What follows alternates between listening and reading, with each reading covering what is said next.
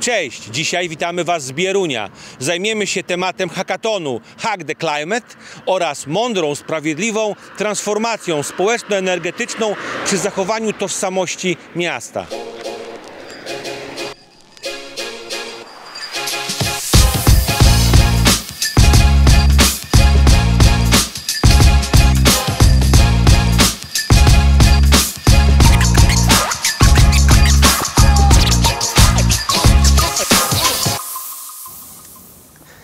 Bieruń. Miasto na Górnym Śląsku, w którym mieszka obecnie niecałe 20 000 mieszkańców. Budżet miasta to 138 milionów złotych.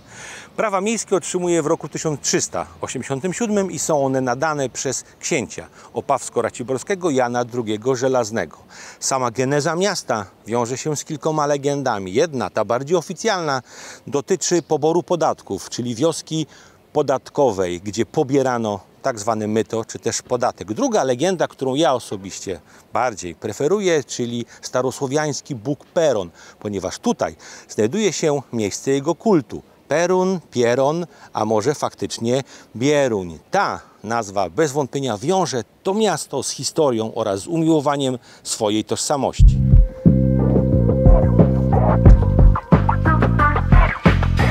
Bieruń to miasto, które wyjątkowo dba o swoją historię, o tożsamość. Stąd też mój dzisiejszy wywiad z utopcem. Jednym z symboli Bierunia, drugim takim symbolem jest święty Walenty oraz Walencinek, jedno z najstarszych sanktuariów, które poświęcone jest świętemu Walentemu, czyli to miasto również jest miastem zakochanych. Co więcej, Bieruń w czasach teraźniejszych to miasto, które dba o całą transformację społeczną, całą transformację miasta w kierunku gospodarki, która nie będzie oparta tylko i wyłącznie o węgiel.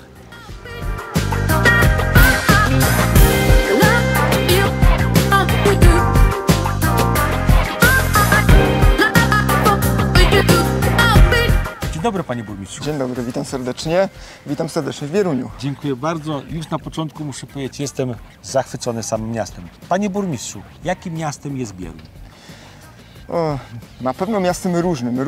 Różnym, jeżeli chodzi o kwestię tego, choćby z tego tytułu, że dzieli się na część staro- i nowobieruńską, która wiele lat temu stała się jednością, ale generalnie tą jednością cały czas powolutku się scala i dzieje, bo to się nie stało od razu.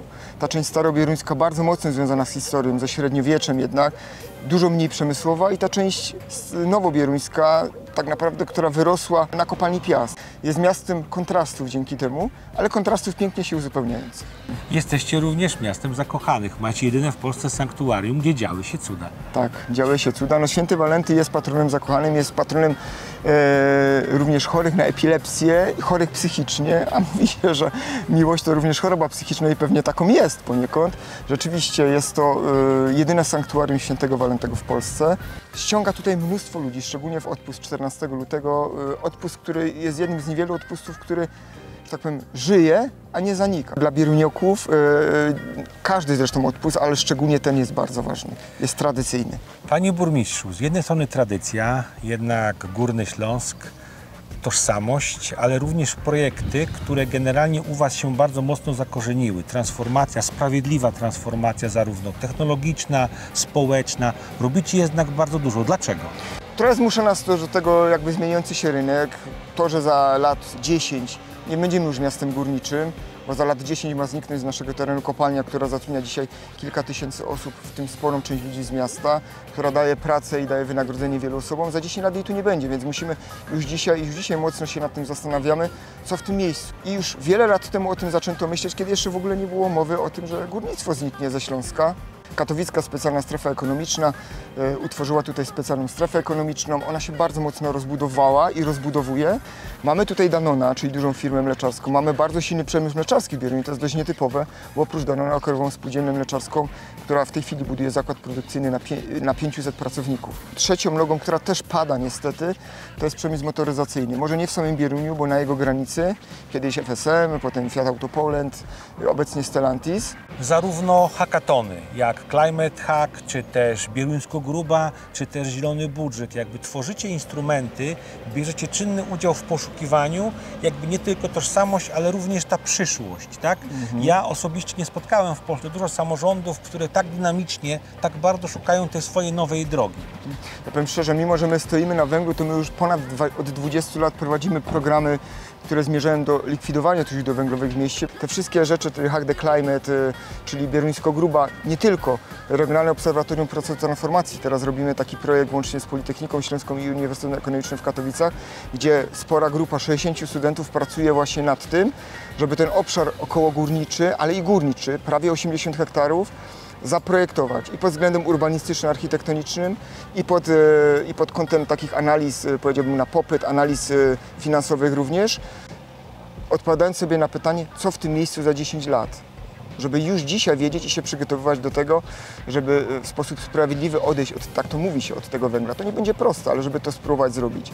Jesteśmy przed podjęciem, myślę, że nawet szerzej niż w gminie, bo w powiecie sporej decyzji dotyczącej tego, czy miasto nie powinno iść w kierunku rozwiązań wodorowych. Mamy tutaj w powiecie bardzo prężnie działającą firmę, ja ją sobie tu pozwolę wymienić, nie będzie kryptoreklama żadna, Kopco Dynamic, która tematem wodoru się od już dłuższego czasu i to bardzo poważnie zajmuje i chcemy wejść ze wspólne rozwiązania związane z transportem publicznym wodorowym, być może na razie takim najniższego poziomu, czyli rowerowym, a może i kiedyś poziom wyżej, samochodowym, wespół z nimi. Oni na razie mają tę część badawczą mocno rozwiniętą, za chwilę wejdą już tę część wykonawczą. Chcemy wspólnie szukać pieniędzy na to, żeby nasz powiat, ale również przede wszystkim nasze miasto były takim troszeczkę centrum wodorowym, może Polski Południowej, a ja się nie boję tego powiedzieć, może i Polski.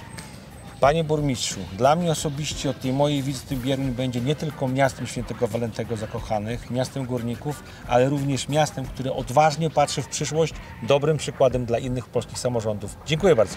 Bardzo dziękuję. Jednym z podstawowych wyzwań, które stoi przed miastem, jest mądra, sprawiedliwa transformacja całej społeczności górniczej zamieszkującej tereny Bierunia. Miasto realizuje to w różnych projektach oraz w różnych inicjatywach. Ja osobiście lubię 3 i o nich chciałbym dzisiaj Wam opowiedzieć. Pierwszy, czyli Hack the Climate, projekt, który został stworzony przez Polski Fundusz Rozwoju, PFR dla miast, wspólnie z organizacją Nordic Edge. Celem tego hackatonu, czyli współpracy, dzielenia się wiedzą, jest przede wszystkim przygotowanie miast na nową rzeczywistość, która będzie bardziej odporna na zmiany klimatyczne. I w tym projekcie właśnie Bieruń brał udział, czego efektem są plany oraz nowe narzędzia cyfrowe, które mogą pomóc mieszkańcom w tej nowej rzeczywistości. Drugim projektem jest osobiście mój ulubiony, czyli Bieruńsko-Gruba, Gruba po śląsku kopalnia, czyli projekt, który od ponad roku prowadzi już miasto Bieruń, a celem jest stworzenie, przetransformowanie, sprawiedliwe przeprowadzenie mieszkańców z przeszłości do przyszłości, do nowej gospodarki, która nie będzie oparta przede wszystkim o węgiel. Projekt realizowany jest w różnych swoich osłonach. Warsztaty, spotkania, seniorzy, młodzi, innowacyjne, technologiczne lekcje, gdzie młodzi poznają arkana nowych technologii, a efektem mają być m.in. nowoczesne zielone przystanki, piękne parki, skwery zielone, parki kieszonkowe, filmy dokumentalne oraz zapisana żywa historia oraz tożsamość tej ziemi, bo ona jest również jednym z priorytetów projektu Bieruńsko-Gruba. I trzeci temat innowatorski, czyli budżet zielony Bierunia. Wydzielenie z budżetu obywatelskiego pieniędzy, gdzie sami mieszkańcy mają wpływ realny na tworzenie planów zielonych, na nowe nasadzenia oraz na to, z czego będą przez cały czas dumni, czyli zazielenienia całego Bierunia. Realizuje się to poprzez platformę webową, aplikacyjną, gdzie mogą mieszkańcy kontrybuować, dzielić się, konsultować, a finalnie to ich decyzja stanowi o tym, gdzie powstają nowe zielone nasadzenia. Nasza wizyta w Bieruniu dobiega końca, także należy nam się solidne podsumowanie. Bieruń, miasto pod patronatem świętego Walentego. Obowiązkowe miejsce wizyt wszystkich zakochanych, tym bardziej, że w sanktuarium wydarzały się już kiedyś cuda, szczególnie dla zakochanych. Ale nie to jest najważniejsze, to co najciekawsze, to jest to miasto, które bardzo aktywnie współtworzy przyszłość. Współtworzy przyszłość tej ziemi oraz życia swoich mieszkańców. Aktywnie szuka poszukuje, angażuje oraz wymienia wiedzę po to, ażeby przeprowadzić sprawiedliwie mieszkańców z przeszłości do przyszłości. Zarówno projekty, w których brało udział, których celem jest wydobywanie wiedzy typu Hack Climate, przy współudziale Polskiego Funduszu Rozwoju PFR dla Miast udało się spotkać, wymieniać tę wiedzę w środowisku międzynarodowym, a finalnie również stworzyć kolejne kroki, które powinny być w mieście wdrożone, które wykorzystują również cyfrowe technologie. Zresztą wiele ciekawych tego typu projektów, przykładów możecie znaleźć dalej na stronach PFR dla Miast. Niezależnie od tego, Bieruńsko-Gruba, czyli projekt, który już trwa, który ma szereg różnych instrumentów, zarówno spotkania z seniorami, młodzież, lekcje nowych technologii, nowe narzędzia po to, ażeby lepiej przygotować mieszkańców do tego, co wydarzy się kiedyś, jak odejść od gospodarki, która przede wszystkim oparta jest o węgiel. Ja zapraszam Was serdecznie, gorąco na kanały Miasto Miasto. Czekam na Wasze komentarze, co sądzicie o mieście oraz o sposobie, w jaki realizuje swoją kluczową strategię. Do zobaczenia!